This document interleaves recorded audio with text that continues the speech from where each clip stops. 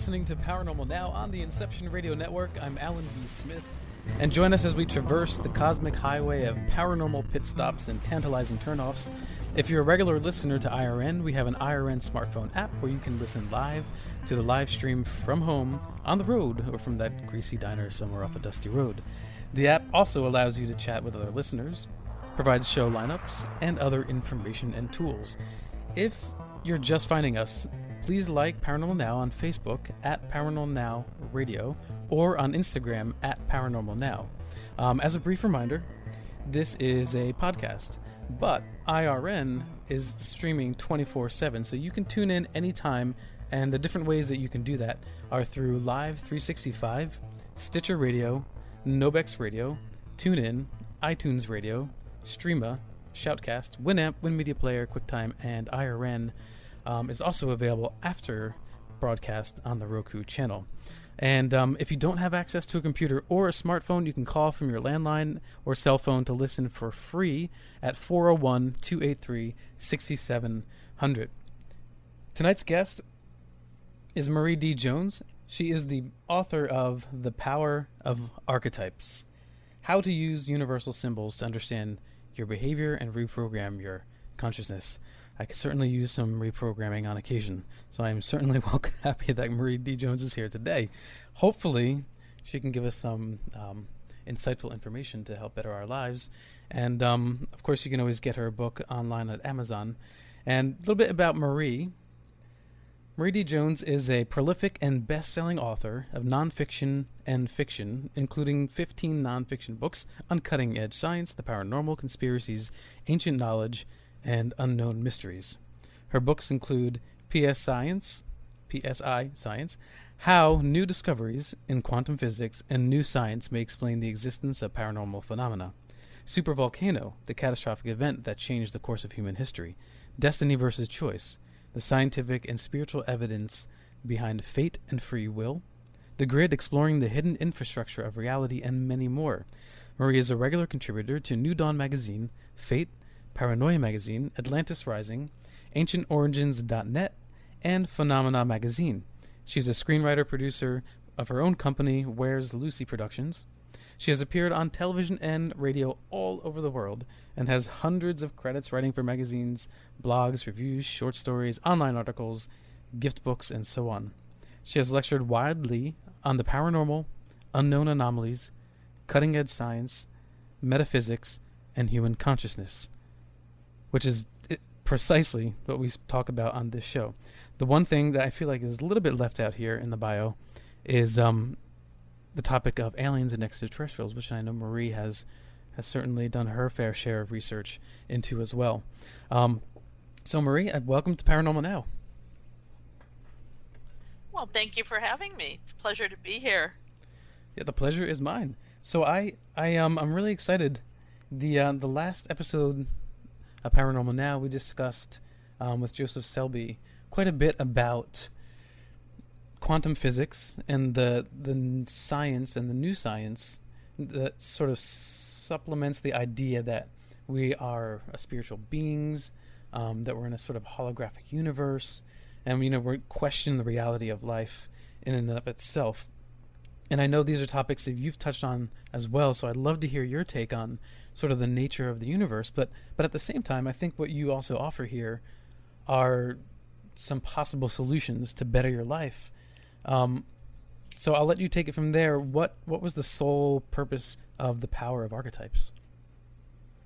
Well, I've written a lot of books on the paranormal, and I'm using that as, in a very general term, to encompass, as you said, UFOs,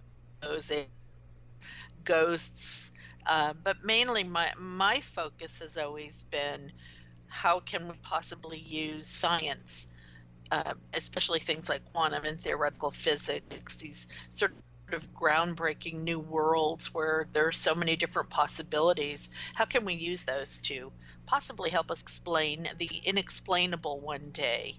So just after writing a lot of books and sort of exhausting the subject matter, I, as with any book, it sort of presents itself at the strangest times. I was talking with a writer friend about what makes The Walking Dead or Game of Thrones or Breaking Bad or Star Wars, what makes these entertainment television, movies, novels so popular. And really what it kind of came down to was an aha moment of realizing that it's these archetypal characters that are so universal and so relatable. It doesn't matter where you come from, what your religious background is, what part of the world you live in. You get these characters. You relate to them, you love them, you hate them. And then wondering if writers and creators and artists purposely archetypes, or if it was just something that happened in the creative process, almost even subconsciously. So that's what kind of led to this particular book. Okay, and in the process of doing that, did you find that it in of itself, the process, was healing or helpful to you? Oh, absolutely. In fact, I think the timing of this book couldn't have been better because when I started the book, which is, probably, oh gosh, a year and a half ago, the whole process of writing, editing, and then getting it finally released very recently, was going through some very transformative. One of the reasons why I wanted to write this book is I've written before was very emotional. And this is really the first book I've ever written that I felt had a sort of helpful aspect to the readers, where I was actually offering ideas and tools to make their lives better. And it was really great for me because I went through this entire process as I was writing the book. And I used all these tools and I was able to really get down on paper why things worked, why certain things don't work, and it's still a process I'm going through. I don't think you ever just go through it once and everything is perfect, but it was a very timely book on a personal level, and I think really on an informative level too, because the response to the book has been overwhelming. And what kind of responses do you get from people aside from, reviews or that sort of thing? I mean, what are the personal responses? It's funny because a lot of people didn't realize that one of the reasons why they can never change, no matter how hard they try, is because they were only trying to change on a very surface level. They didn't think about the fact that they themselves are walking, talking archetypes, that there are symbols embedded deep in their subconscious that, again, they didn't choose, were chosen for them, and that they had this ability to go in and dig deep and literally change not only the way they view themselves, but the authentic person that they can then express outward. Because I think one of the keys here is, who are we out in the world? What kind of masks do we wear and how do we present ourselves out in the world? It may not be the way that we desire to. I think sometimes we're totally clueless until somebody tells us, boy, you're awfully bossy, or, you're always irritated. What's up with that? Other people will reflect back to us who we are, and it may not be who we think we are. Well, I was just having an interesting conversation recently, and we were talking about race, and my work associate is African American and I'm white, and we're talking about all these different issues in America, and we're talking with some other people, and I said, look, even if we think we're open-minded, or we're progressive in our thinking and things like that, that does not mean that we are not subject to subconscious pre-programming. It's like there might be some odd behavior or thought process that I'm completely unaware of. Unless I have a full-on conversation with somebody else and they explain certain things to me, then it's like, oh, I didn't even realize I was saying it that way. Or, like they're little things to big things. Exactly. But it's so powerful in the subconscious. So powerful. It is. And speaking of race, what's interesting is sometimes we resist our authentic identity because we feel like it might be taken negatively by someone else. And I think we have to get to a point where, it's okay for me to say I'm a white girl, and that's okay, but you're this and you are that, but really at the core of it all, we're all human beings, and not always making who we are a bad thing or a negative thing. And that's, again, that goes to how we identify with ourselves in the world, and it isn't always in a way that brings people together. But other people do reflect to us our best and our worst, and we often only want to see the best, so we kind of deny or just sort of, brush the worst under the rug. But it's a wonderful way to really get in what masks you're wearing and what you're projecting, so that you can then say, you know what, that's not who I really am. I need to make some shifts here. Yeah. Yep. I was it's so funny, you brought that up too, because I was recently accused of having white guilt, and I was like, no, I actually don't have white guilt. I have sympathy and I have compassion, which to make that equation was a little scary to me. That a lot of people would take that leap. So I think there's also there's so much confusion as to what is an amicable mind. Like, what is it? People think that they're nice people or that they're good people, but then we find ourselves behaving in these, like, sometimes atrocious ways. Yeah, and I think those are just darker sides of ourselves that we either haven't dealt with, or are now being reflected back to us. But I also think we need to give each other slack. It's okay for you to be white. It's okay for someone else to be Mexican. But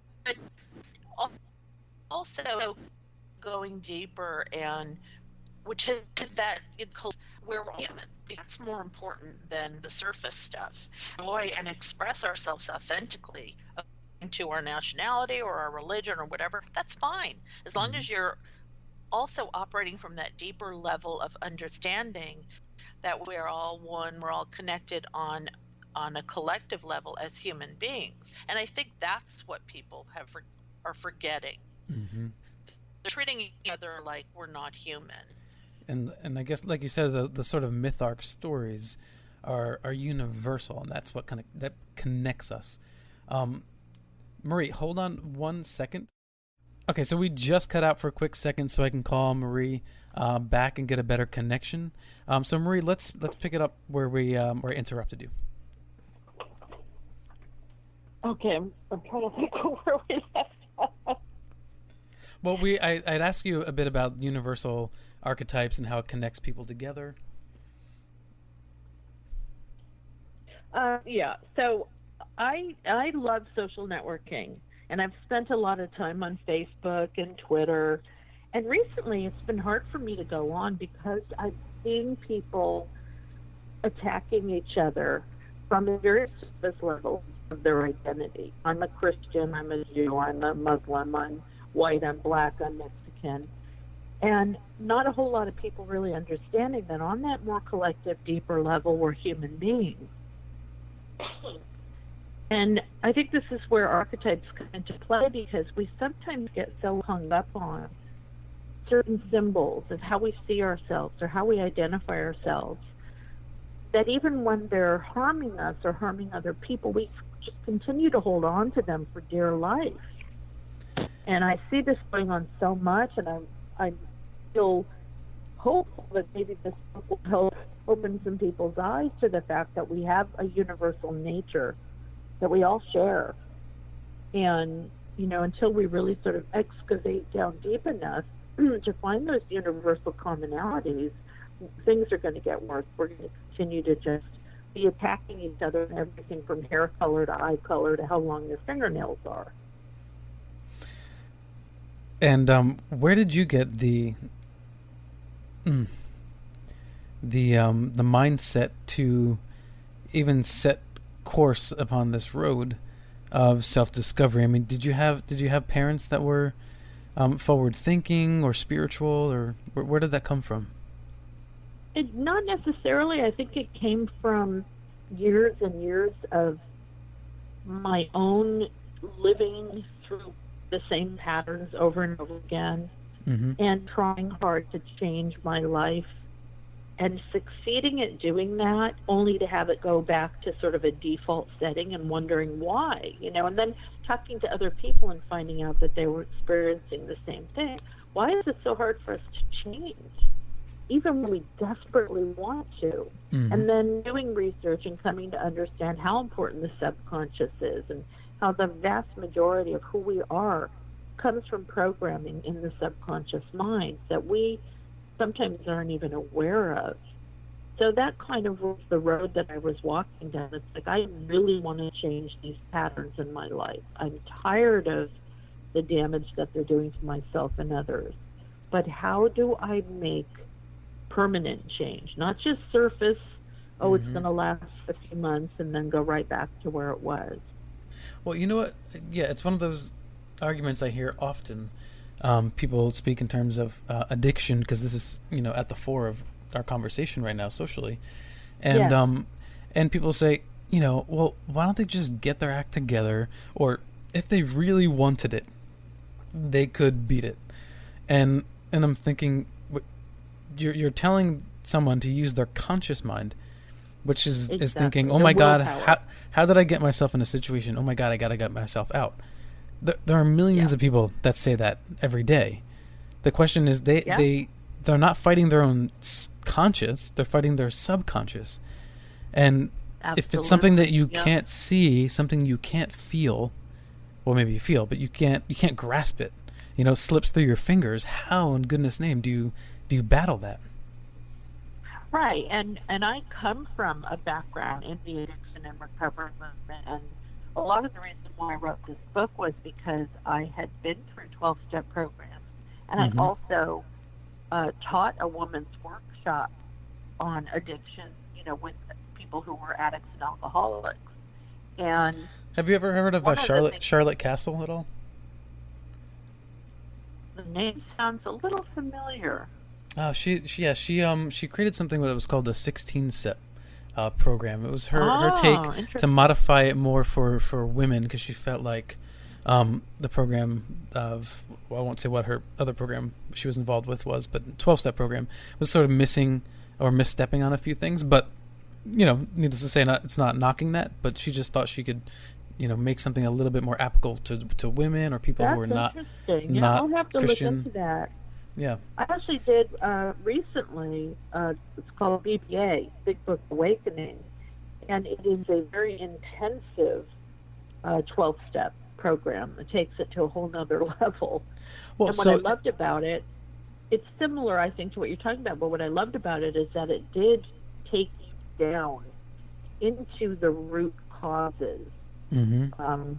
Over and over and over again until you did not progress in your steps until you got to the rock bottom, and there's a much greater rate of recovery with BBA because it's so intensive. And the fourth and fifth steps, all of those steps that are really about excavating, getting the junk out and looking at it, you go way deep, and that really was instrumental in my wanting to write this book, because I thought one of the things that always bothered me about 12-step programs is having to get up and say, I'm an alcoholic or I'm a drug addict, because what they're doing is reinforcing that particular symbol or that archetypal symbol. I'm a drunk, I'm an addict. Is there a better way? Can we say I'm a thriver, I'm a warrior, I'm a recovered, whatever? Because words have incredible power to influence the subconscious. And maybe, when the 12-step book was written, that knowledge wasn't as readily available. But now we know how powerful the subconscious is, and you have to be careful of every word that you come to identify yourself as, because all you're doing is reinforcing that for better or worse. Right, and applying what, all that you just said to the path of an addict in recovery is just as applicable to anyone else who is trying to overcome these walls within themselves, right? Oh, absolutely. We're all addicts. we're all recovering from some addiction, whether it's to drama, suffering, martyrdom, victimization, being mediocre, not going for our goals. We're all sick. Coffee.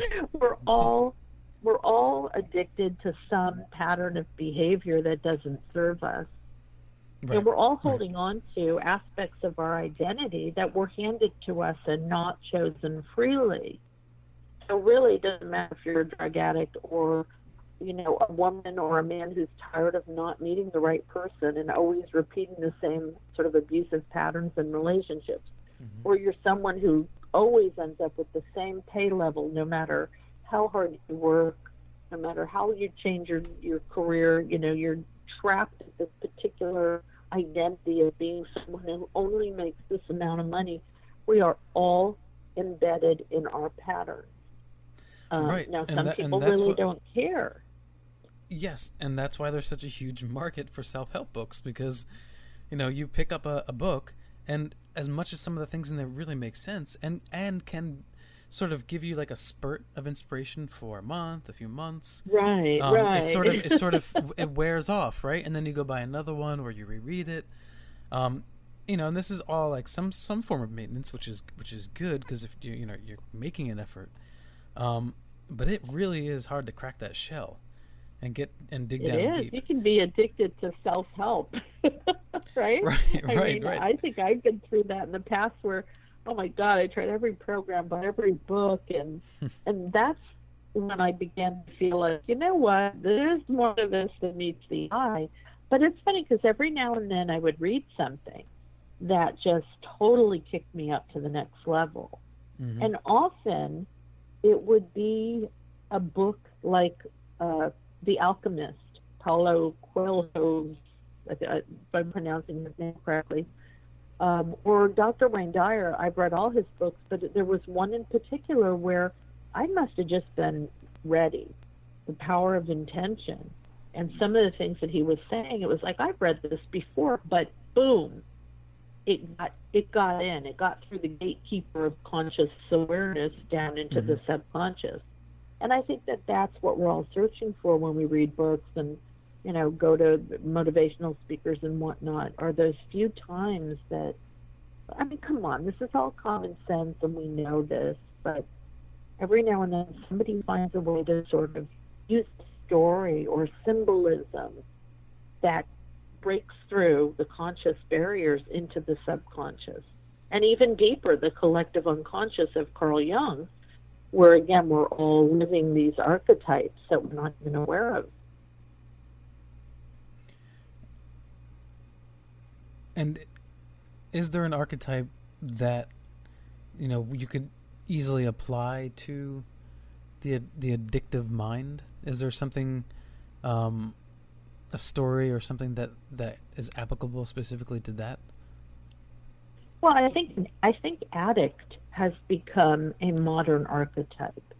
We talk about the archetypes that Carl Jung wrote about and worked with in his psychoanalysis, but over time, as we evolve as human beings and we deal with new environmental issues, and I'm not just talking about the environment, but just external issues, social and cultural issues that come up,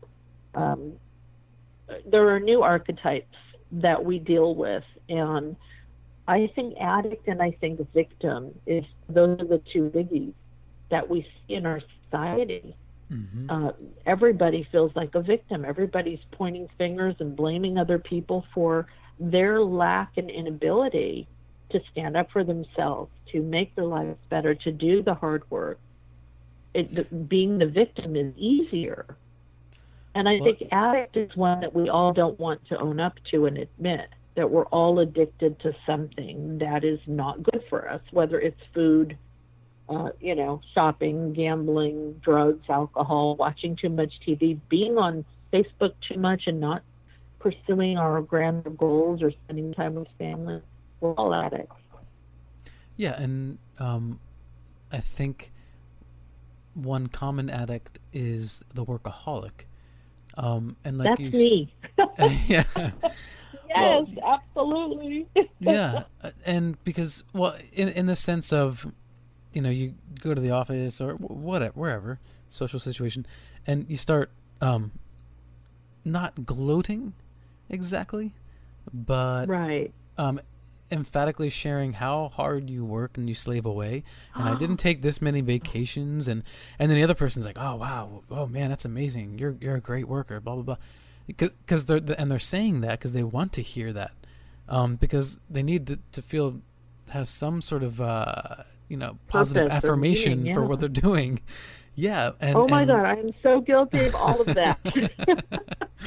See, and I'm admitting it because I'm aware of it now. But at least Absolutely. at least you can admit it. Yeah. Yeah. I mean, Yeah. in my career, I'm very, I'm only 38, but I'm old enough now where I temper my time much better, my use of time better than I used to. And I've also found that getting over that addiction of like, oh, working hard, it's going to get me there. Right. Has actually right. freed me to get to wherever I want to faster. It's like that ironic? There's like there's like a threshold that you Yeah. cross and you stop progressing. You're actually you're slowing your process down. Yeah. Right, and I think you're prioritizing more because I know for me, workaholism has been. I kind of tracked it to an addiction to achievement, and I remember saying to someone, I love the deal, making the deal. I'm addicted to it. But very recently, within the last year and a half, realizing that I'm getting sicker more often, and I'm not as healthy as I used to be, and I'm burnt out, and I'm always irritable. Maybe I'm working too much, and I'm still working a lot. But I just like you, you take a step back and you detach from that need, and you start to realize, wow, this isn't making me happy. So maybe if I pull back a little and work on the things that are really important, I don't have to do all this other stuff to fill the time. And not feeling guilty about taking a Saturday off. I used to not take any days off. Now I take one day a week and I don't do anything, and I've the guilt has been alleviated over time. Well, I'm not going to feel guilty. We're going to take a break right now, and we'll be right back. This is Alan B. Smith for Paranormal Now on the Inception Radio Network. I am speaking with Marie D. Jones, author of The Power of Archetypes, and we will be right back.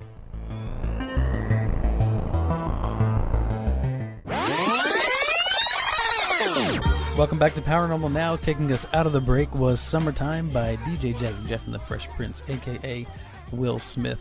I had to play that song because it is burning hot in the New York area right now. This is September and late September, and it is so hot.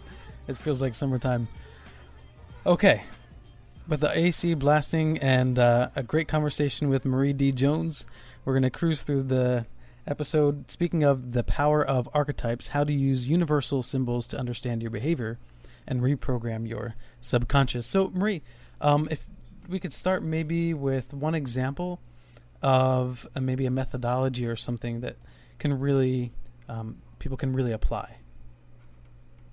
Well, I think the most important thing is that you have to step back from the noise and chaos of life and sit down with yourself and get really honest. Probably for most people, the best way to do that is to look at what you're always complaining about. This is my absolute favorite tool in the book. What are you always complaining about? Because that is indicative of the misery of the patterns that you're stuck in. If you're always complaining that you're tired, okay, are you doing too much? Or are you not happy at what you're doing? Are you not eating right? Blah, blah, blah. If you're always complaining that you're broke, well, do you have this sort of lack mentality that you're working from? Have you been told by people all your life that you'll never be successful and wealthy? So what do you complain about? And when you actually start to write that down or ask really close, trusted friends, what am I always whining about? They'll tell you. They hear it all the time. It's a great way to take a look at where you are not being authentic. Because when we're being authentic and expressing who we really are, we feel good. I'm not saying we feel great and happy all the time, because bad things happen, but we're operating from a whole different level of being. Mm-hmm. And constantly whining and complaining and feeling miserable means that you're off track.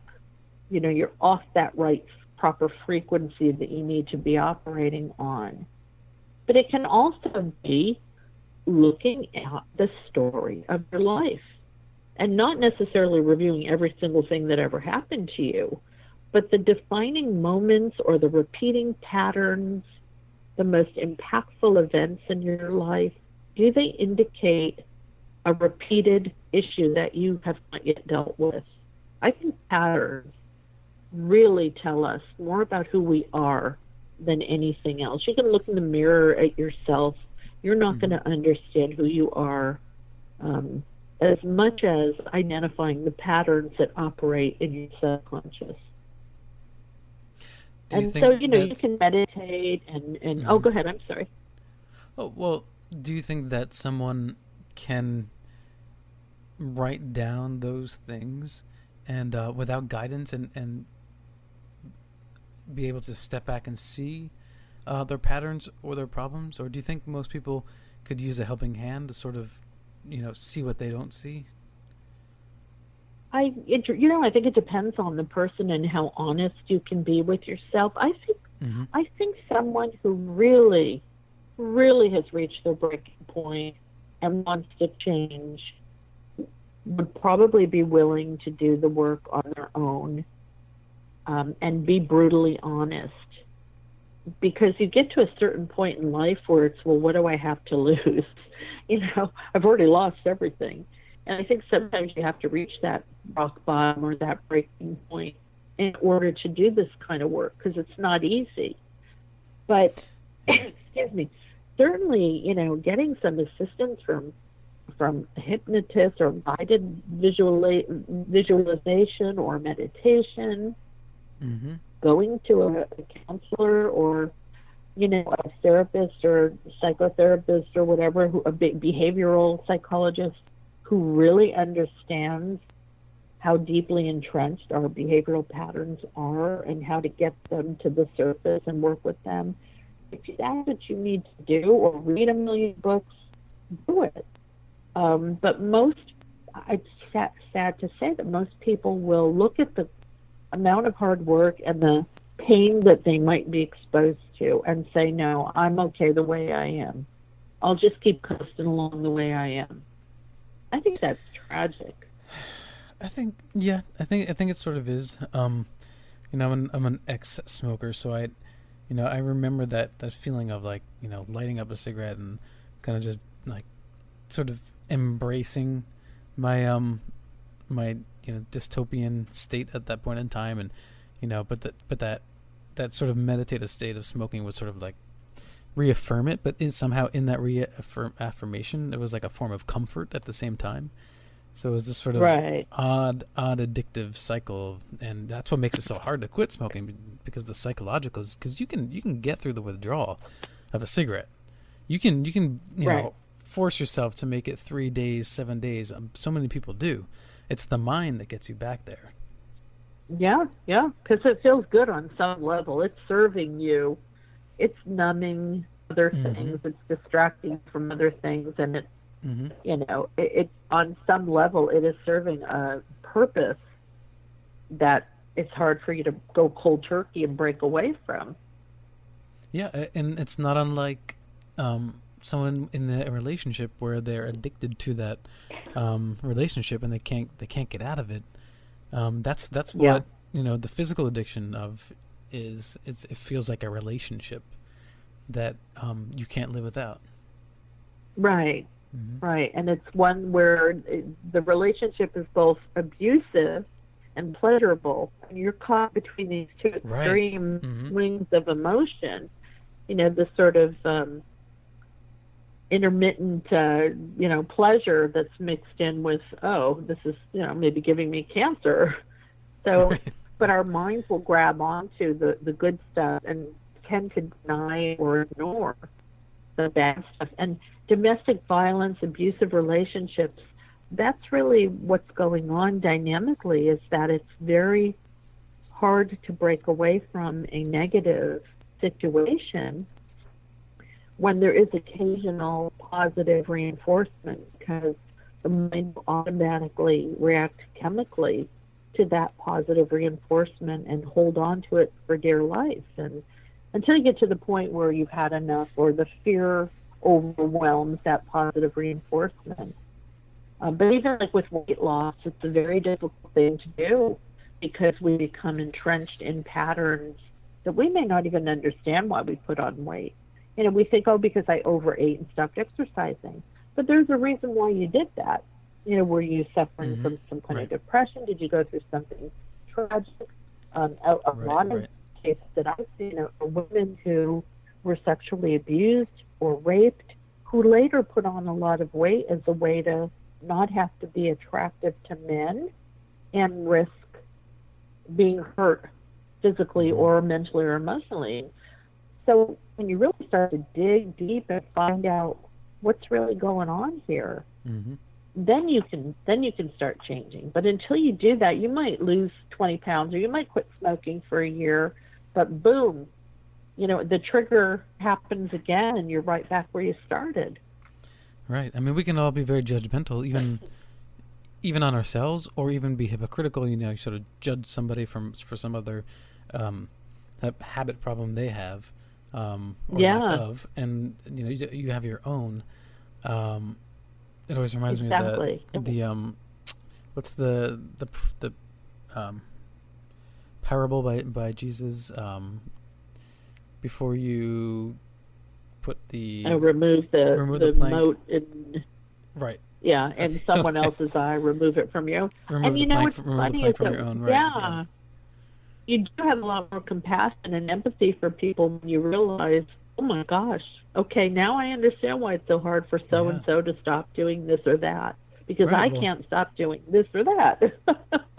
Yeah. I mean, as you know, as I'm getting older, my body is starting to change just a little bit, and and it's like, oh, that waistline's a little bit bigger than it used to be, and and I'm thinking, okay, I'm gonna get to the gym. I'm gonna do it more. I'm gonna be more steady, and I'm a little bit better at it than I used to be, but not as much as I want to be, right? So then I kind of beat myself up, like, okay, next week we're gonna do extra, or next week we'll get there, we'll do it.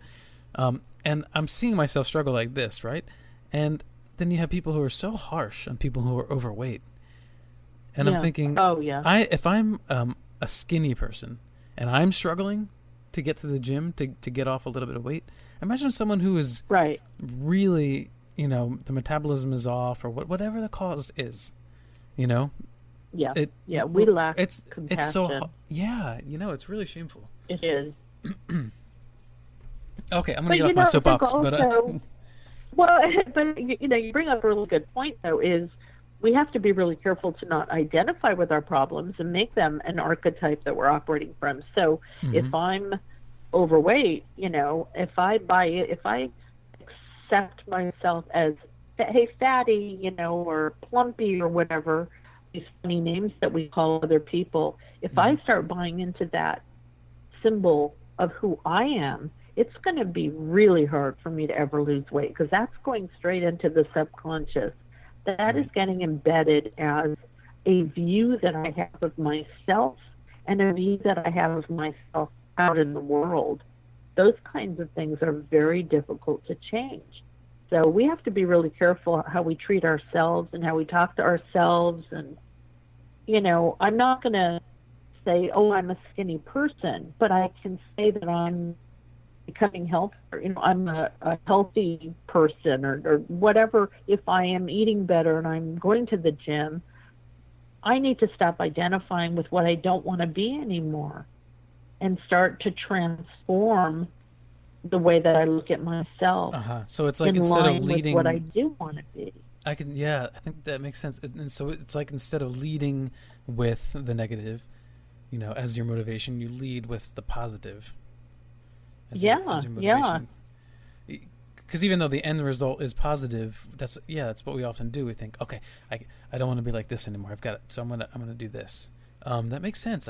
But isn't it? Yeah. But it's funny because see, the subconscious hears you say, "I don't want," and it, what we've always been taught is that the subconscious doesn't listen to the don't. It just hears, "I want." It hears that need, that sort of desperation that you have, and it holds on to that, and it gives you more of that to be desperate and not want. And that was a huge aha moment for me. Working with affirmations, I remember, years ago, people would say things like, "I no longer wish to be poor. I no longer, I don't want to be poor. I don't want to be overweight." And then all of this new research, blah, blah, blah. The subconscious does not recognize the negative. It takes everything quite literally, but in a sort of proactive sense. So if you're saying, "I don't want to be poor," your subconscious is hearing, "I want to be poor," I want more experiences in my life that are going to reflect my desire to not be poor. And that was huge, huge, huge, huge for me, and I know for a lot of other people. Excuse me, who are reading, here's the trick that I ask you. So yeah, I we'll do the meditations or exercise, whatever it is, and it'll feel good, and I'll feel better, and I'll get better. But how do you get to that point? I don't even know how I get to that point. I've gotten to that point where I'm more regular in my meditation and my exercise. I can't explain it to you. I can't verbalize how I got there, other than just trying and trying and trying. So how does somebody get to the point where they can even try in the first place? Do you know? Well, they say, what does it take, 21 days to make a habit, a new habit? Yeah. I honestly think that you got to fake it until you make it. I'm going to say 90. Yeah, probably. It takes a while for me. Yeah, it does for me too. But you know what? I think knowing that it's not going to happen the first day or even the first week or maybe even the first month, there again, you have to really be committed to doing this, because if you make something a habit, then that sort of, overtakes the current habit that you want to get rid of. And in order to make something a habit, you have to repeat that positive behavior until it becomes ingrained in your. It's like deprogramming somebody who was in a cult, so that they can then reprogram back their old authentic identity. In a way, you're reprogramming your subconscious. That is not going to happen overnight. I don't care who you are. You could be a yogi sitting up on top of the mountain. I guarantee that they have to do a whole lot of hard work to get to the point where they can change instantaneously. So yeah, you bring up a really good point. It's hard and it's going to take a while. But will it be worth it? I think so. I mean, if you have a pattern that is destructive and it's costing you, the life that you really want to be leading, then I think even 90 days is worth doing some hard work. Marie, have you ever seen the film? Have you ever seen the film Waking Life? No. Okay, I'll have to send you a link. It is a beautiful film. I think it was 2001 when it came out. Richard Linklater was the director. And I remember this one scene where basically what this film is, it was filmed as a documentary, essentially, mixed with this story of an actor who is going through this process. I won't give it away. But so it's a mix between a story and actual documentary. It's really interesting. And then it's animated and painted over top. But there's this one scene where this philosopher poses, what's more powerful, fear or laziness or something like that. And then it's like, well, which one came first? Is it, are you just lazy, or is fear the cause of laziness? from your experience, why is it, sometimes we come home from work and we're like, forget it, I'm just going to turn the TV on. Is there fear related in that laziness? Or are we just being lazy? Unknown, right? Well, I think laziness comes from either, just physically feeling awful, which probably comes from a lot of years of not living the life that motivates and inspires you. I mean, you're going to have some bad days, but if you're always coming home feeling that way, turning on the TV as a way to escape, you got to ask yourself, why do I feel so compelled to escape this life? Right. So I think some of that is just the habit that you've gotten into of not facing your problem. And I think that comes from fear of the unknown, because people fear change. Even when change can be so much better than what they have, it's still an unknown. Right. They would rather stay, with the crap that they are familiar with than risk possibly, failing or things getting worse. And they might get worse in the beginning before they get better. So how much easier is it to just keep on with the status quo? And I'm not dead. I'm okay. I've got a roof over my head. I have food. I'm okay. I can just keep doing this. Yeah. And then, you get the next morning wanting to kill yourself because you hate your job, you hate your relationship, or you don't have a relationship, or you're in ill health and you could be doing things to make yourself healthy, but you just can't find the motivation. Right. So I think it is fair, absolutely. Well, what about the person who, hates their job, they're miserable, and they finally change their job and they feel good again? Now, had they stayed in the job, not by choice perhaps, that they were miserable in for a longer period of time, is it possible to find peace of mind if you were stuck in a situation like that? I mean, because I've been through that too. I've been through that experience where, like, a change comes and you're like, oh my God, all I had to do was change this one thing and I feel so much better. Then I think, should I have been cooler and, like, been zen, during that period when I was unhappy? Where... do you know what I mean? Like, because we're also we're trying to achieve like this great spiritual, centered place in ourselves, but then sometimes I kind of feel like not everyone needs to be a Gautama or something. So, well, yeah, I remember reading something that said you're not going to ever be happy with what you want until you can learn to be happy with what you have. Mm-hmm. And I thought, oh, brother, and I kind of thought that was ridiculous. But here's the thing, when you still think that the external is responsible for your happiness, that's how you think. Well, if I have this boyfriend, or if I have this relationship, or if I have that job, and then you might be happy just because you made a change and you feel proactive, but before long you're feeling miserable again. So, yeah, I think that there needs to be something within us that stays the course and can find happiness in any situation or make the best of any situation, but still, you could still desire something better. And that is really hard for me to do. I'm really impatient, and I want what I want, and I want it now. And so, but I do remember reading that and first thinking it was the stupidest thing I ever read until I got it, until I realized if I'm miserable in job A, then if I'm just changing the external, I'm going to take with me all of the things that made me miserable in the first place. I'm going to find new ones. I'm going to find new things in this new job to be miserable about. So if there's some way of just learning how to be, at peace and always trying to err on the side of happiness, no matter what job you're in. I mean, there are people that work in slaughterhouses that are happy.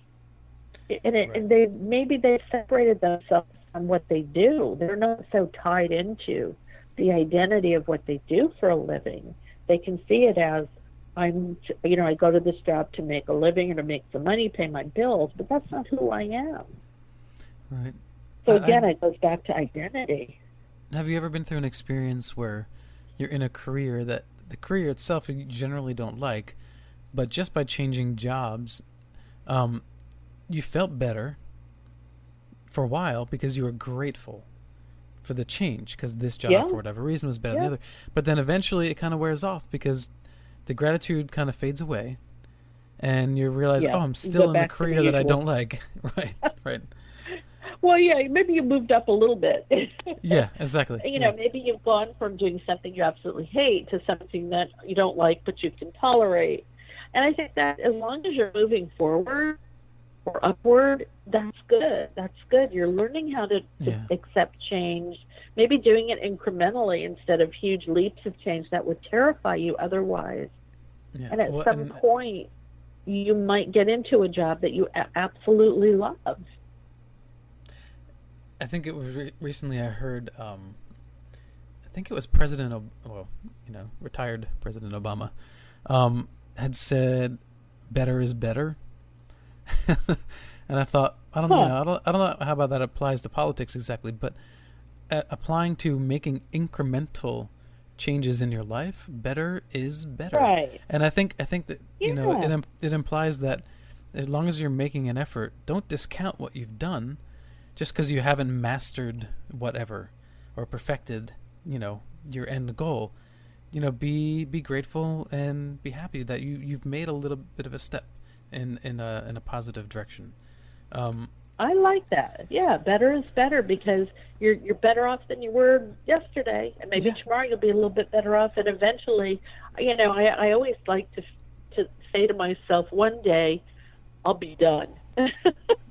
With work and struggle and this and that. We're never going to be done until we're dead. As long as we're alive, there's going to be things to do and things to deal with and issues and problems, but also, enjoyable experiences. So we're never going to be done. So at the very least, can we make each jump or each leap a better one rather than keep going backwards and keep repeating those default patterns that are making us miserable and feel stuck doing the same thing over and over. That's a definition of insanity, isn't it? Living the same year over and over and over again and calling it a life. Yeah, that makes sense. Yeah, I mean, not accepting reality, on its own terms, and fighting tooth and nail against it.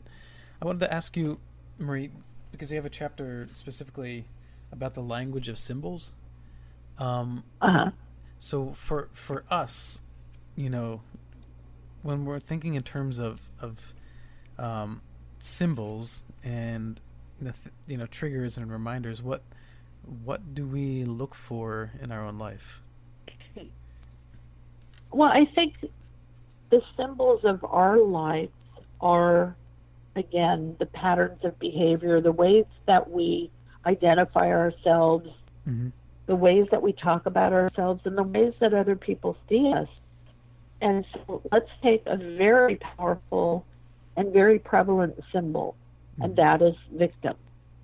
Okay? Everybody, whether you're talking politics or religion or relationships or boss-employee, job situations, we all know what it means to play the victim. We all know what it means to feel the victim. And if that is a symbol that we buy as part of our personality and who we are, we're never going to get over being victimized until we swap that out for something more empowering. Martyr, that's another one. Dictator. My gosh, we're seeing this everywhere. Not just in politics, but people who bully each other on social networking, people who troll each other and who fat shame each other. And, my gosh, we've all become a world full of bullies. So I think that's how you identify. You look at the way that you see yourself, but also how others see you. You look at also things that make you angry about someone else because they tend to be a reflection of that part of you that you never owned up to. I can be angry at bullies, but have I ever looked at how I bully people? Probably not. So maybe my anger at them is a reflection of my inability to own up to how I can be a bully.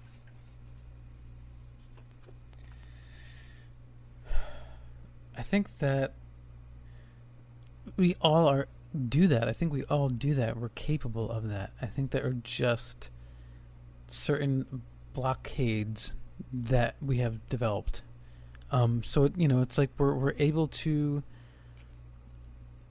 Okay, let's say like you disagree on politics with a close family member severely, and and most people, when they're in person, they might get a little worked up and oh God, but you know what? They're not going to be like, you're a bleep bleep bleep bleep bleep bleep, and so forth. The way we speak to each other face to face is often different than what actually happens on social media, and exactly. And I think it's cowardice, but it's like we edit who we respect more than others. So it's like that might be your mom or your brother, but why is their opinion any less valid than someone else's? So someone else that you don't know with a different opinion, you're gonna rip to shreds, but you're willing to listen to them and tolerate them. Right. So we can very easily compartmentalize.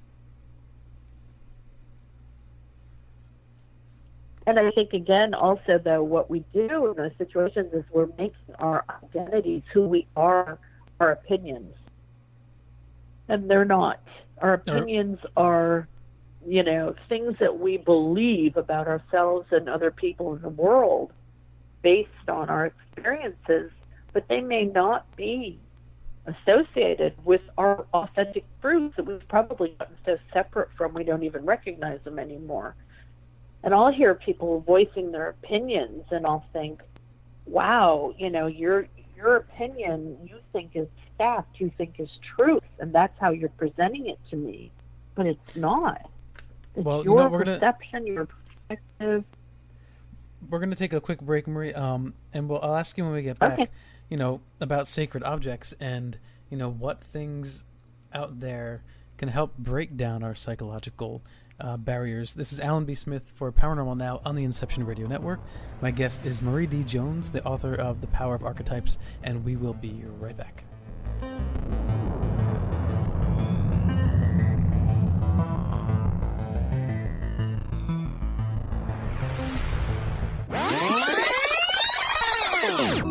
This is Paranormal Now, and taking us out of the break was Don't Worry, Be Happy by Bobby McFerrin.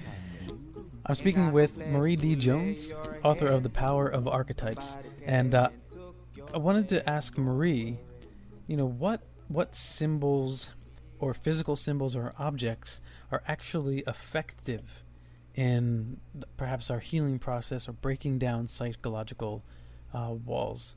So Marie, is there anything out there that is actually effective? I mean, I know we have symbols that we use and we say we believe in these things and so forth.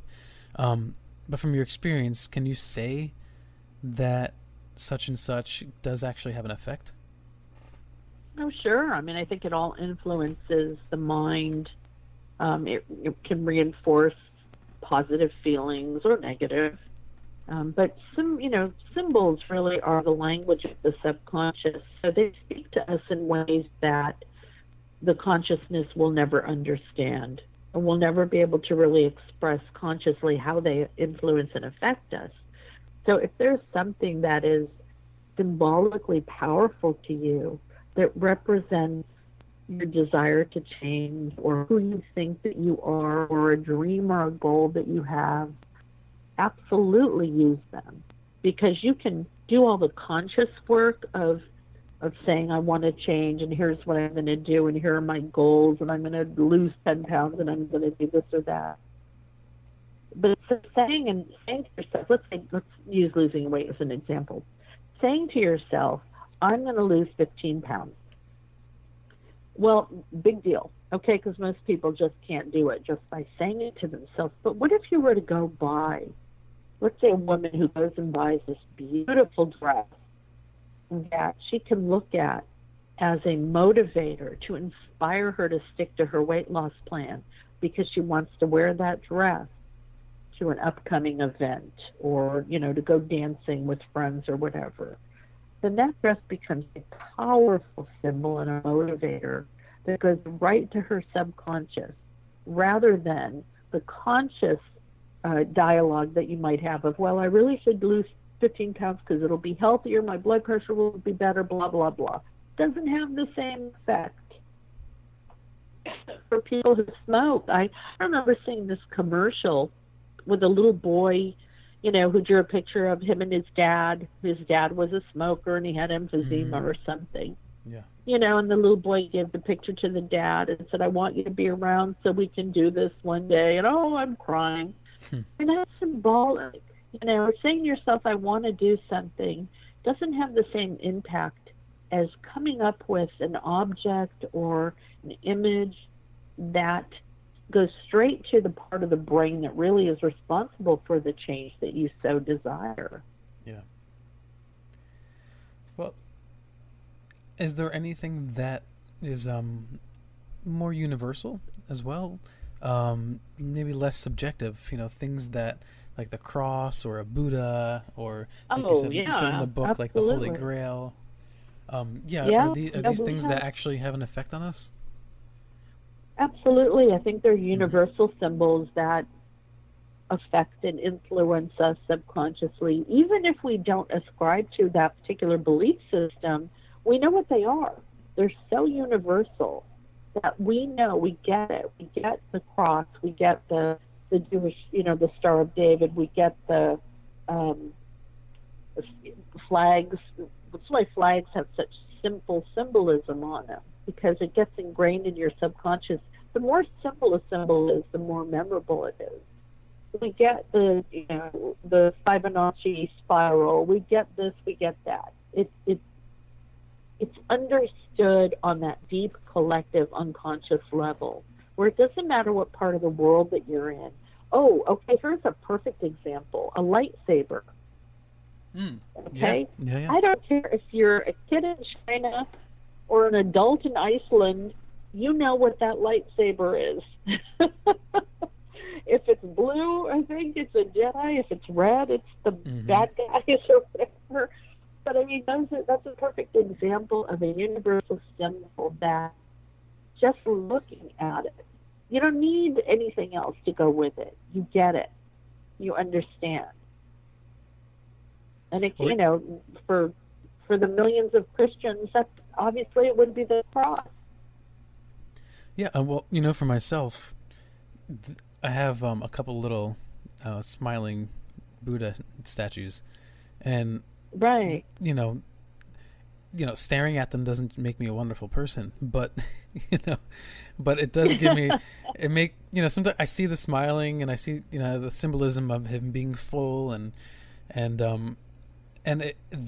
it's like sometimes I'm like, oh yeah, okay, I need to strive for that a little bit more, it's a nice friendly reminder, and for me it's a more joyful reminder. I was raised Catholic, and I know a lot of people are Christian, so I ask that you don't take offense to this, because I mean none. But seeing a man suffering on the cross, for all it's worth, and I understand that, I really do. It as a symbol, it doesn't have an uplifting effect on me, and everybody is different, so that's just me. I see a symbol, that I keep around me that reminds me of something positive that I want to strive for. Right, and they can not be not that Jesus doesn't symbolize that, but that's just not how I feel it. Do you know? No, exactly, and I think you have to have an affinity with certain beliefs for some symbols to work for you. For a perfect example of how powerful symbols are is in logos, and so the Apple of Mac computers. You see that. It doesn't matter where you are in the world. If you're familiar with computers, you're going to know what that means. The Nike, is it Just Do It? The check mark. That's why those logos are so. It's so important that these companies get the logo or the symbol just perfectly right, so that it's memorable. No matter where you are in the world, you're going to know what that means. You're going to know what the golden arches stand for? Oh, that's McDonald's. I can get a burger. Mm-hmm. I think we do that personally with certain things, little, knickknacks or symbols or images or whatever. I mean, it can be a painting, it can be a candle, or anything that kind of cuts through the conscious chatter and affects you subconsciously and makes you feel empowered. It makes you feel good. I mean, there are negative symbols too. So there are personal symbols, universal symbols. Sometimes they're the same and sometimes they're not. And why is that when we sit in front of a fire or, have the candle going in the dark? Why does that have such a universal effect on humans? It's light. It kind of takes us back to primitive human when fire really, kind of saved us and kept us alive and allowed us to thrive. And, the candle in the dark, it's the symbol of light breaking through the darkness and illuminating the shadows. And so we might just think it's pretty. I as a kid, I grew up in New York, and it would snow, and then people would put their Christmas lights up. And just seeing a reflection of Christmas lights in snow, I would just be ecstatic. It was like a religious experience. Because it's enchanting. It represented, the reflection of this light and this magical time. And we thrive on this. We love this, but we don't feed this part of ourselves enough because we're very distracted by TV and news and social networking and the work we have to do, that we don't often slow down long enough to smell that beautiful rose. I mean, that's such a great, stop and smell the roses. How symbolic is that? Mm-hmm. You're missing the finer points of life that could actually be making you happy and smile throughout the day because you're so busy. So those symbols remind us to get grounded, and they tell us who we really are sometimes if we pay attention to them. Well, I mean, that certainly explains the attraction to having lights. And most of us, we get hooked by the Christmas lights when we're kids. But when we get older, they're it's so like pretty and magical and cool. Right, when you get older, it's like, oh my God, I got to put these things up and untangle these cords and rah. For a lot, but I think a lot of adults still they like to do it, and some actually get competitive doing it. And I think that maybe what we're missing is the intellectualizing or conceptualizing of why we like it, like you said, because I think we're attracted to it. We have a visceral experience with it. But we don't understand why that is. So I mean, you can have very angry people putting up Christmas lights. Yeah. And because there's a part, it appeals to a part of themselves but they're not really recognizing that's or they're denying, and I think that is our desire for awe. For awe and magic and being awe-inspired. Which you could go outside and never look up at the sky full of stars. We're so tunnel vision with distractions, and I think people putting up Christmas lights angry are totally missing the point. That magical awe that they felt as a kid the first time they saw the house lit up or drove around the neighborhood. And we don't have room for awe anymore because now we're grown-ups and we have more important things to focus on. But talk about archetypes, we have cut off the child, the innocent, the magical aspects of ourselves that made life so fun and exciting as a kid. Sure, we have to grow up, but there's no reason why we can't see and feel that magic anymore. The world has not changed. We have.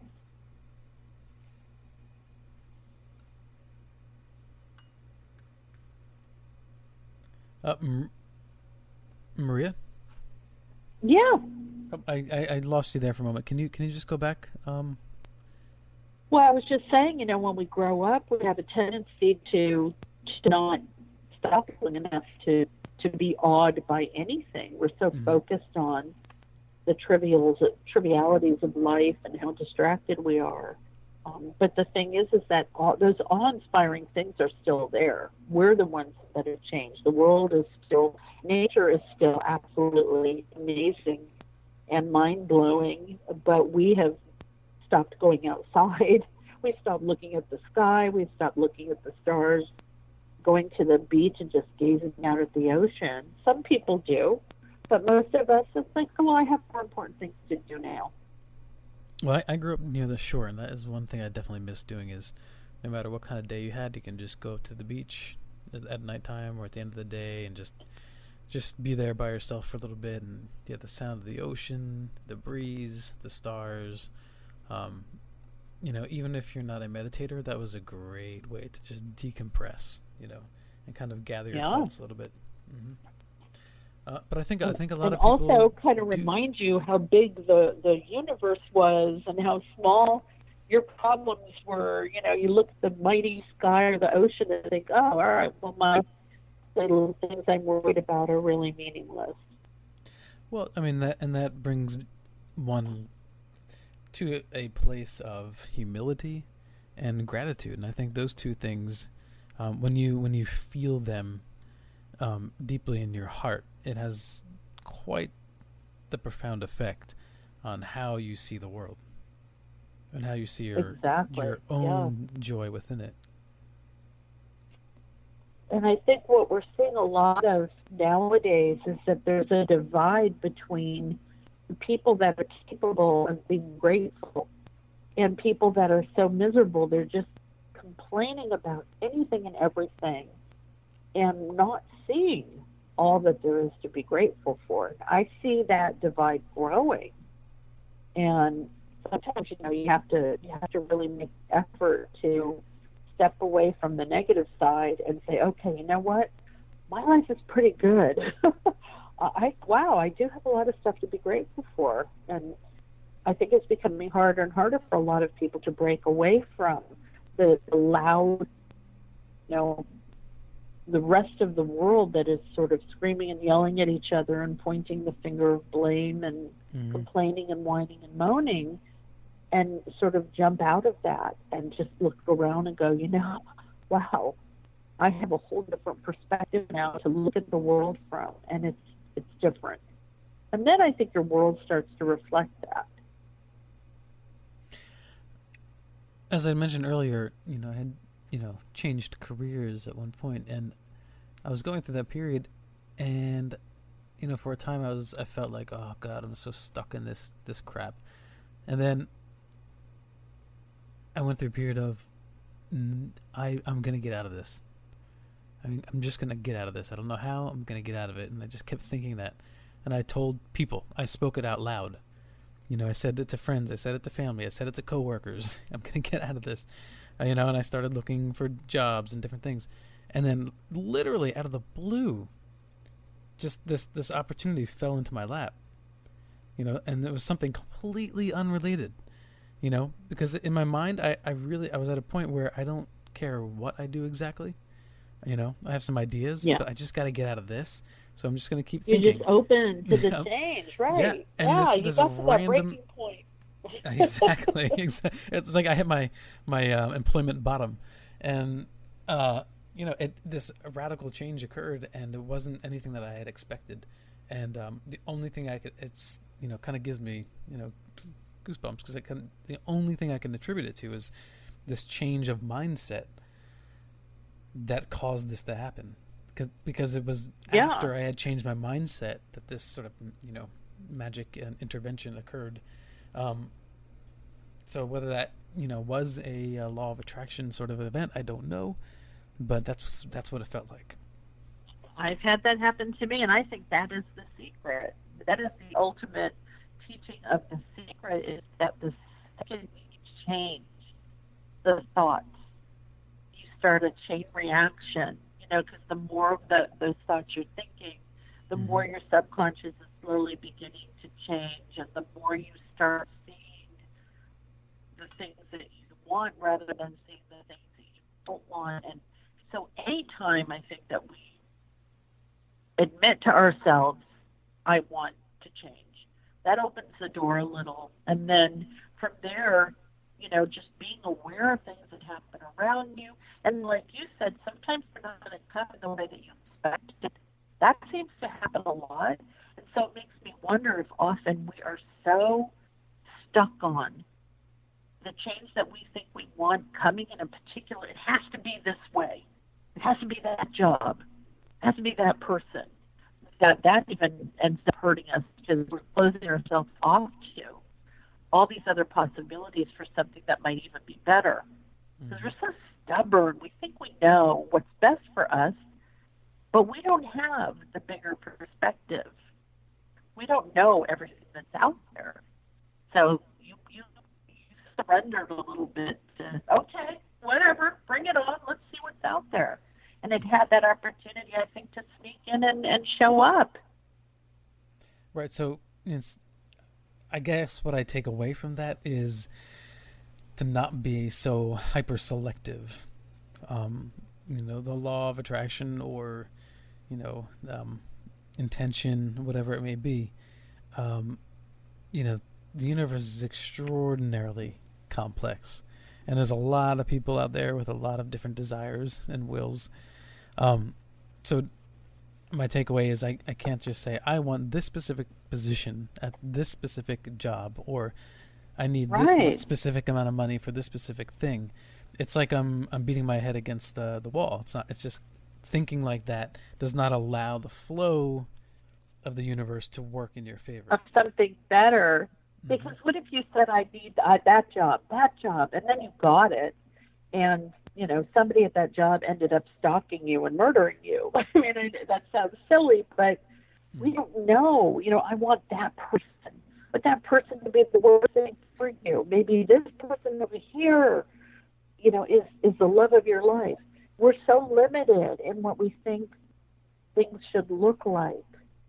And so even when you were using, affirmations or the law of attraction, we're still limiting ourselves by saying, I'm going to make $100,000 as a writer. Well, what if the universe is going to give me $1 million, in some other wonderful way? What am I going to say no? So kind of knowing what you want, but not being so specific that you limit the possibility of it happening in another way that you hadn't thought of. That was hard for me too. And I still have to correct myself, when I set intentions and goals, which I'm always doing. They don't get so specific, but maybe that's not going to be real good for me. I have to have this particular book deal with this particular publisher. Well, what if they end up being miserable to work with? How about reframing or rephrasing that goal to something that kind of opens the door for even better things to pop up? And like you said, they do. They just sort of come out of nowhere.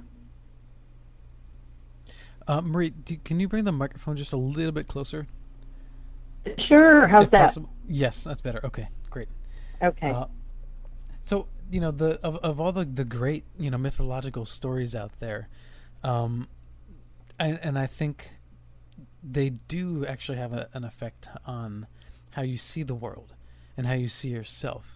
But all of them, the great stories out there, what are some of your favorite stories that, I don't know, maybe inspirational is not the best word, but that help affect change, if not in others, but maybe has affected you personally? Well, I love the Joseph Campbell's motif of the hero's journey, which I think everybody's heard of, and it's just symbolic of kind of what we go through in life. We start out as the innocent initiate who is then called to action to go on some journey of, that's going to lead to our becoming a hero in our own lives, and maybe going through a great transformation. We all go through this. And we go through the dark abyss, and we think that we're failures, and then we finally succeed, and we go home and we're heroes. Okay, that's the hero's journey basically in a nutshell. So I love stories that take that motif and tell it in different ways. Of course, one of my favorites is Star Wars. the original New Hope, the first one that came out, because Luke Skywalker took that hero's journey in such a visible, viable way that we all got it. We all totally related to him.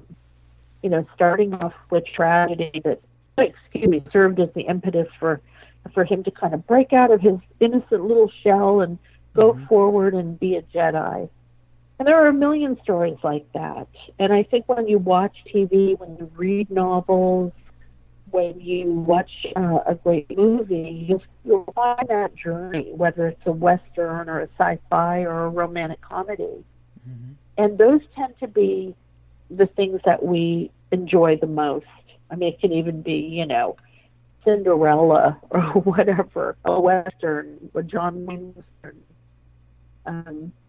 And I love, and I have always understood how important story is to humanity, to the evolution of humanity, to the healing of humanity, to the growth of humanity. Without story, because story is symbolic. Story feeds the subconscious, and it satisfies the subconscious because its story is filled with symbols. When we take that away and we just focus on technology or, you know, things that are really external and that don't really appeal any bit below our conscious awareness, I think we suffer for it. We suffer for it individually and collectively. So, gosh, you know, when I was a kid, I loved Carl Stenberg. He had a book called Rutabaga Tales that was filled with these magical stories, so full of symbols, and a lot of it was very associated with the Midwest, which is where he grew up. But it was just, you know, that book has stayed with me all my life. Why? Because of the symbolic imagery of those stories. They still affect me. I couldn't tell you what half of them were about, but I remember the symbolism. I think the Bible, I am not a Christian, but I've read the Bible a million times and I've written about it, and it is filled with imagery that stays with you, that speaks to the subconscious. Unfortunately, many of the people who follow this tradition take too literally. And that can go for any religious writing or text. They're filled with symbols. Because the people that wrote them, whoever they were, understood that the human subconscious responds more to parable, to allegory, to, you know, symbolic storytelling than it does to facts, statistics, numbers, and you know, just the facts, man. So I just finished watching Game of Thrones, which I thought I was going to hate, and I ended up absolutely loving it because of the archetypal Game of Thrones. Oh, okay. The TV series, yeah, and I love television series that have characters that are so archetypal that you will visit with them week after week after week, year after year. You know, whether you're a fan of The Walking Dead or, a sitcom. You know, there are a lot of sitcoms that I love because the characters represent something I can relate to on a universal level. Right, like being a, you know, Queen of the Dragons. I mean, I can relate to that any day. Oh, or, you know, a mom struggling, you know, with a teenager, or just exactly. Yeah, that kind of is, though. It kind of is. Yeah. Yeah, maybe the Queen of the Dragons, you know, in Game of Thrones, I'm thinking, well, I can relate to Dany and on some levels, trying to make it in a man's world and standing up for herself. And really, we latch onto these characters, even the ones that we hate, the villains and the anti-heroes and the bad guys, because we know that there's a part of us that gets that. And, you know, it speaks to the shadow side of us, and we understand it. And we know that the hero can't really shine unless the villain is really challenging the hero. Right. Well, I think so. It really works on. Oh, I was just going to say, I think Tyrion Lannister is one of the most universal characters on there. Now, absolutely. I am left off on season 3, so I'm way behind everybody else. Oh, I'm not going to say anything then. but he seems to be set up as a character that, you know, tries to be morally ambiguous, but fails at it, and Yeah. has a good heart in the end. And I think Yeah, the vast majority of absolutely. people can relate to this character. Well, it's funny. When I first started watching, my son said, "Who's your favorite character?" And I said, "Well, Jon Snow. I mean, he's gorgeous. Come on." But and then over time, I said, "Oh my God, I love Tyrion. I love him. I love him." And as the show evolves, and I won't spoil it for you, watching these characters develop, a lot of times you feel like, "Oh my God, that's my journey." How they deal with their parents and the dynamics they have with siblings, and being betrayed by friends and romantic relationships and blah blah blah. It's like, you know what? Take out the swords and the Night Walkers and set this in modern times, and it is still just as relatable. The politics, the religion, the power, the greed, the betrayal, the love, the sex, you name it. It's universally understood. Okay, well, let's hold it right there. We've come up to the third and final break. This is Alan B. Smith for Paranormal Now on the Inception Radio Network. My guest is Marie D. Jones, author of The Power of Archetypes. And if you ever want to follow Paranormal Now and get some more information, updates, go to @Paranormal Now on Instagram or @Paranormal Now Radio on Facebook. Hang in there. We'll be right back.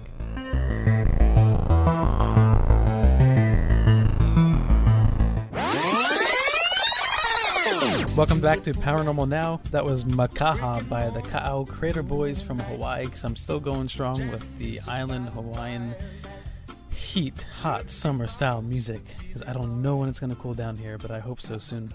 I'm speaking with Marie D. Jones, author of The Power of Archetypes. And Marie, I wanted to ask you,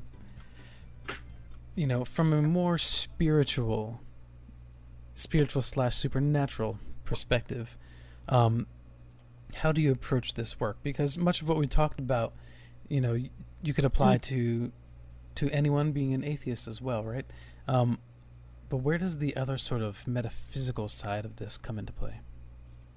I think it comes into play where we begin to look at the fact that mind and consciousness made up of different levels, and the collective unconscious, which is the world where archetypes exist, can almost be looked at as, say, in quantum physics, the 0-point field, or in the Bible, the kingdom of heaven, this sort of rounded, unified, fundamental field that connects everything to everything else and all of us to each other.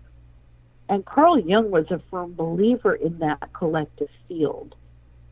So when he, sort of developed the archetypes for purpose of psychoanalysis, what he was saying was that there's information in this field that we can all tap into, and we all understand. It may not present itself in the way that the conscious mind might readily understand it. And what I love about the paranormal is that there's so many experiences that people have, such as precognitive dreams or visions of the future or past life recall, remote viewing, any kind of psychic ability. Is it possible that these people are reaching into and tapping into and accessing this very same collective field where there's all this information floating around, past, present, and future, and it's operating in a way that is not readily understood by the conscious mind? It's not understood by the consciousness mind, but can the consciousness mind be aware of it? Oh, absolutely. I mean, I think we're aware of a lot of unusual things that go on in our lives, in the world, experiences that we might call supernatural or metaphysical, beyond physical, the physical or description or the laws of physics, paranormal. And I think that all of that ties into this sort of hidden, implicate, invisible field of connectivity that we sort of connect through the subconscious, even though consciously we might see an apparition or have some kind of experience that we can tangibly point to, we don't know how to explain it without going further into these deeper levels of the mind, deeper levels of consciousness. How is it that I can remote view a location 500 miles away and tell you what the color shirt the person is wearing without tapping into this collective field? How can I have a dream about getting in a car crash at this particular intersection, and then 3 weeks later, boom, it's the same color car that hit me in the dream. And those kinds of experiences that we have that we just can't quite explain. I think another good example of that would be near-death experiences, or particularly under controlled environments in hospitals where they've done these studies, and someone can describe other people in the room or even outside of the room, when they were completely unconscious. Body. Yeah. So right. But how do we use that Akashic record or whatever that might be? Some refer to it as the field, the holographic information. Right.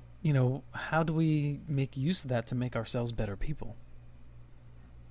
Well, I think first of all we have to realize that most of us have lived our lives never addressing all of the programming in our subconscious, let alone how powerful it is. And we don't look at things like the collective, the field, the collective unconscious, whatever name you want to give it, because we're way too distracted by what's right in front of us, by what our five senses are experiencing. And I think that it would clear up a lot of the political and religious problems of the world if we realize that down at the most foundational level of existence, we're all connected. So what happens to me affects you, and what you do to him influences her. I mean, to understand that there's that connectivity, if we all got that, how different might our behavior be? How would we really be killing each other and going to war? But the world isn't shaped that way. The world is shaped to keep us distracted so that greed and power can be the status quo. And that's really sad, but I think if enough individuals begin to open their minds enough to realize that, what you see and what you experience right in front of you, that's nothing compared to the different levels and layers of realities that you're sort of ignoring or denying or just cutting out of your experience because your focus is so laser thin. You have tunnel vision. And so when we start to look at symbolic language of the subconscious and archetypes, and why does that beautiful statue affect me make me so emotional, when we start to speak the language of those other levels of the mind, I think it can open up a world of new experiences. And not only that, but it can expand our understanding of who we are as human beings and what we're capable of. Well, it's like understanding the importance of art. A lot of people don't appreciate it, and we don't need to study art in school. My kid doesn't need that, because I think it's so difficult to verbalize that ethereal effect that art can have, and translate that into, A plus A equals this, and it's just, it's hard to express that, I think. Well, it is, and consciously we don't really know, but I think our subconscious gets art, and it gets it instantaneously, because our subconscious looks at the symbolism in art and goes, "Oh, I know exactly what that artist was trying to say. I totally get that." And consciously we might be looking at it saying, "This is really abstract. What the heck is this?" And I think it's crop circles. I remember seeing some really elaborate crop circles and thinking, well, we don't know consciously what those mean, but if they're real, I imagine our subconscious would know exactly what they're trying to tell us. Right. Well, I I mean, think it in that movie certainly engages. Arrival, it was that way. I don't Oh, know if you saw the movie I loved Arrival. Arrival. Yes. Yeah. So Hmm. look at all the symbolism and how it It was was used evocative. to Yeah. kind of create a new way of communicating, Hmm. and how powerful it was. So yeah, I think that there's a part of us that knows way more than the conscious mind would like to admit we know. Yeah. It's a really a shame. I feel like that movie did not get enough attention as it deserved. And I think it Yeah, it should have was been kind nominated of, as Best Picture. yeah, you either loved it or you hated it, I think. I think you're right. Yeah, because it's, and again, it's like Hollywood, man. With the marketing, they market something as a comedy, and it's not a comedy, just so it can be, like in a category, or the way they market a film as like a epic sci-fi. And Arrival wasn't an epic sci-fi. That's not what it was about, really. Um, Right. so I think it lost its merits, unrightfully so, because it was just mismarketed. Um, anyway, I think like a lot of great films, Atlas, Cloud Atlas is gaining momentum and popularity again. When it came out, 2012, it was sort of panned by the critics, so then nobody went to see it. But now I've people are never looking at it seen and go, it. "Oh my God, it's a beautiful film. Oh, I love it." Really? Yeah, Okay. yeah. Oh, it's totally archetypal. It's all about archetypes, reincarnation, who we are as people, everybody interconnection, love. It's beautiful. Yeah, that's my opinion. I may be wrong, compared to someone else's opinion, but that's how I feel. Um, yeah. So for yourself, how do you feel? Do you feel like you're making an impact in the world? With the work that you're doing. Oh gosh, I hope so. I mean, it's really nice when I get an email or, somebody says, "Oh my God, I read this book and I loved it and oh, it's changed my life." I always kind of have that sort of knee-jerk reaction of, "You read my book?" You did? Somebody read my book.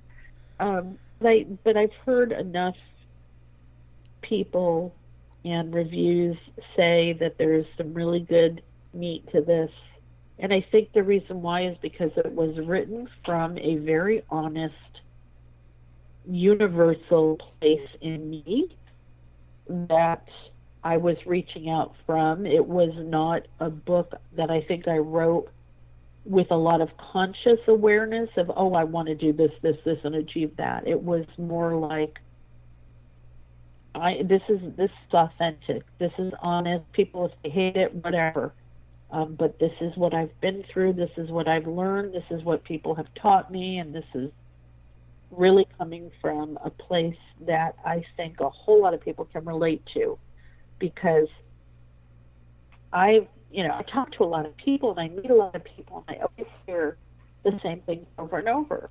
Why can't I change? Why is this pattern showing up again? And why am I still doing the same things? Why am I still getting the same things in life that I got before? Because I'm doing some things differently. But then, the more you talk to somebody, you realize, well, they're doing things differently on a very surface level. And it's bringing about a little bit of change. But again, it's like, well, and then going through recovery programs and realizing, why do people go back out? Why do people drink again? Why do people drug again? It's because unless you keep going and digging all that stuff out and meeting these archetypes face to face and replacing the ones that are hurting you with more empowering ones, it's an ongoing process. But if you never do it, you're doomed to repeat your same behaviors. Do you know when you have broken the shallow thinking, when you have broken that surface, and that you're now dipping into the more deeper subconscious mind? Because I think that there's this confusion there, because I think some people think like, yeah, I'm on the path of changing, and then something happens, and then off they are again. So is there a way to be aware of that? Well, I hate to say this, but a lot of times things will get really, really bad.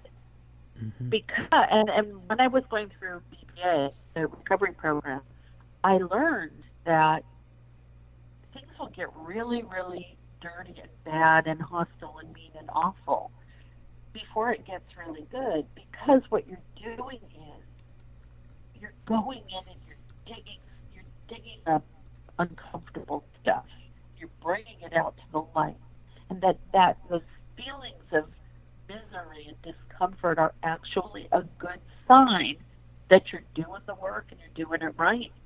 And so many times we would hear somebody kind of equate it with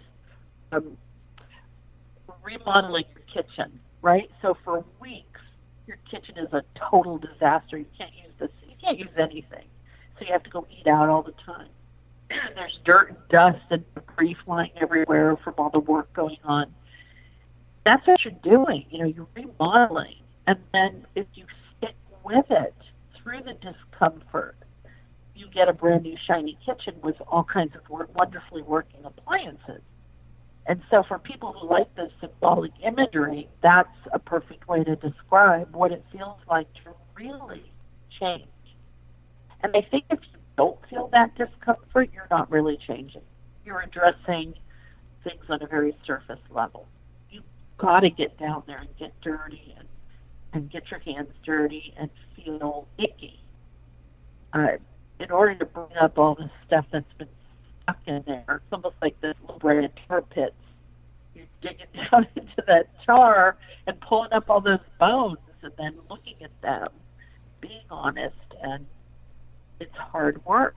But and maybe you do it once, things are great for a while, and then life starts to get to you and trigger you and play upon you again, and you need to do it again. Well, big deal.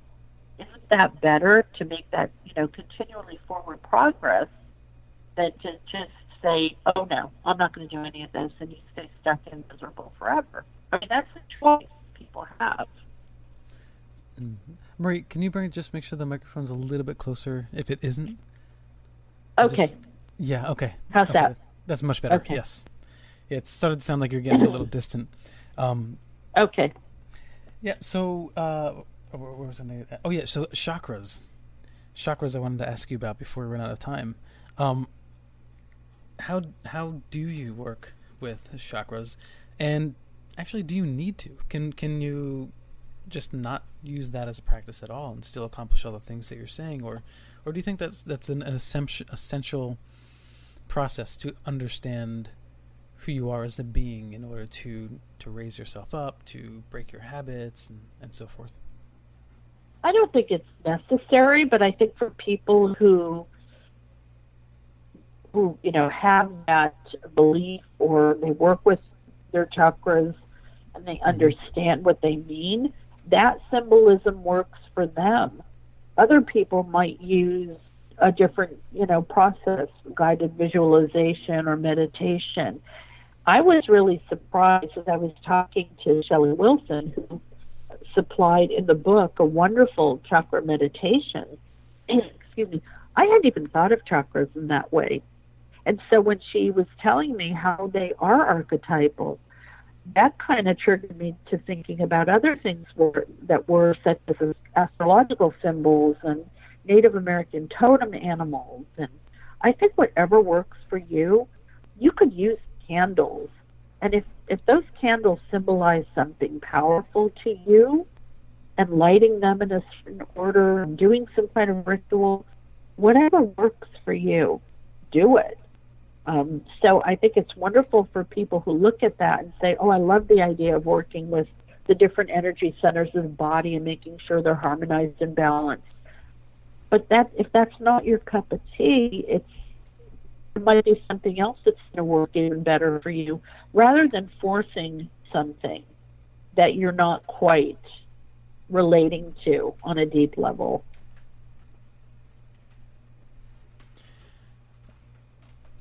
Okay, so if you had a choice of one technique, right, and said, look, if there's only one thing you could do and that I could offer you, what would it be to make a change? My absolute hands down favorite, and only because I recognize it in myself, but also because I see so much of it in the world today, every time I turn on the news or go on Facebook, is what are you complaining about all the time? By asking, what do I keep complaining about? you can get such a great picture of the repetitive patterns of behavior that keep coming up that you're obviously unhappy with, or you wouldn't be complaining about them. So that's and even asking your friends, what am I always moaning and groaning about? Just curious. And they will tell you, they will reflect back to you the truth if they're a good friend. So if you're constantly complaining about money, you need to deal with those archetypes that have to do with poverty and wealth and being worthy and deserving. You're constantly complaining about your diet, whatever it is can really help you pinpoint what you need to work on, what's not working. Look for the symbolic representations of what that is and deal with that, because that gets down into the deepest level of the collective unconscious where you need to do the work. Otherwise, you're going to keep repeating the same patterns over and over again. If you're feeling depressed or angry, is Facebook the best place to go? Oh, hell no. It used to be, but not anymore. Oh, isn't that wow. funny? Isn't that funny? Oh, yeah. It's awful. And I'm guilty as anyone else, because when I was first on Facebook in its early days, it was a much more playful and fun place to be, and it still is. But now it's mixed with so much anger and debate and trolling. It's crazy.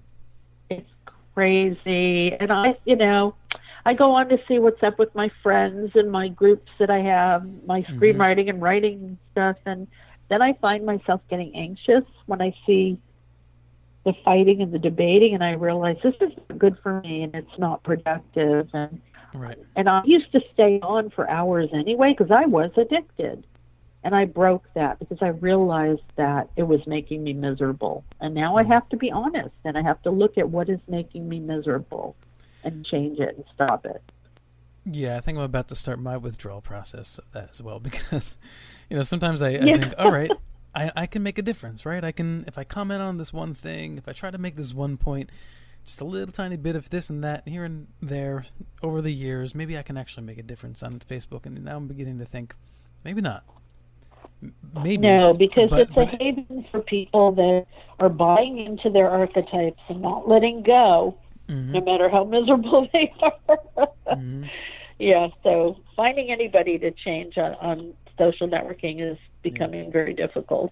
Well, we're all angry about something here and there, but there's some people that post angry posts after another, and I'm tempted to unfriend them, not because I don't like them, I just don't like their posts, and because after a while energy, it's too much, Yeah. I started doing that. I love you, but I have to protect my energy because I want to do some wonderful things in this world, and I can't if I'm anxious and miserable and depressed. Right. So can social media be healing in any way? Oh, absolutely. I think people make great friendships. You can exchange information. You can find groups of people that love the same things you do. But I think you just have to be really careful to stay away from opinion and other people complaining and trying to bring you down. But, just try to stay away from that if you can. Unfriend people or unfollow them. They'll never know. You can unfollow people without unfriending them. Absolutely, yeah. And on that topic, where can people follow you online? I am on Facebook at Marie D. Jones Writer. I'm on Twitter at Marie D. Jones. I'm on Instagram at marie.d.jones. And I lately have been having the most fun on Instagram because all you do is post pictures. It lends itself to being a little bit more playful. Yeah, exactly. It is. It's more fun. It helps me, de-stress when I've been writing all day. And also, mariedjones.com is the website, right? Your homepage? Yes, mariedjones.com. Cool. Thanks for coming on. Marie, do you have any other works coming up down the pipeline, or? I actually have a book that just came out called Demons, the Devil, and Fallen Angels. And it is a comprehensive look at those very interesting subjects. And I'm currently writing a book called The Emergency Survival Guide, because I'm trained in survival response and disaster response. And that'll be out next year. Okay, so we can affirm that you're a workaholic. I've tempered it a little bit, but I Okay. still love to work. I really do. 'Cause if you go to Marie's website and you see the list of books up there, it's astounding the amount of work that you've done. So, all right, cool. So, if you have any last minute thoughts you'd like to leave us with on this topic, Just don't be afraid of change, especially if you're miserable. I mean, you have one life. Do you really want to live it being unhappy and complaining all the time? And maybe you do. That's your prerogative. yeah. And you can pick up the ukulele and make that a hobby. I'm telling you, it really There you go. really helps. It All right, sounds cool. fun. Actually, my son has one, but I haven't played it. Yeah, it's a joy for sure. All right, Marie, thank you so much for coming on to Paranormal Now. Yeah, hopefully we'll hook up again in the future. Sounds great. Thank you for having me on the show. Okay, thank you. All right, this is Alan B. Smith for Paranormal Now on the Inception Radio Network. I want to thank Joe Champion, MJ Lucas, and Bob Tarmac, the producers on IRN, for making this program possible. And to all of you for listening, I thank you. And until next time, live in the mystery. Be well.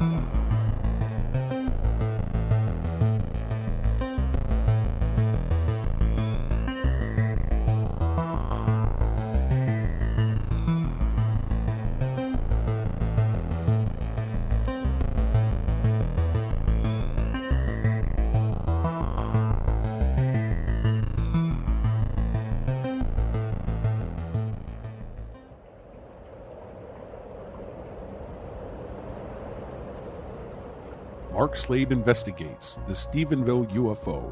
Written by renowned UFO investigator Ken Sherry, the Stephenville UFO tells the story of the infamous UFO sightings of Stephenville, Texas in 2008, where local residents witnessed unknown craft and lights in the sky chased by military planes. These sightings would set off a series of events that would quickly become one of the most controversial and well-documented UFO cases in U.S. history. Mark Slade Investigates the Stephenville UFO is a fascinating and frightening tale of sinister plots and shadow government agencies vying for control of the nation. Author and researcher Ken Cherry has woven an intricate tale that shines a light on an ominous chapter of American history and proving that not everything is as it seems. Mark Slade Investigates the Stephenville UFO is now available on Amazon.com, BarnesandNoble.com, and on Glanatide.com.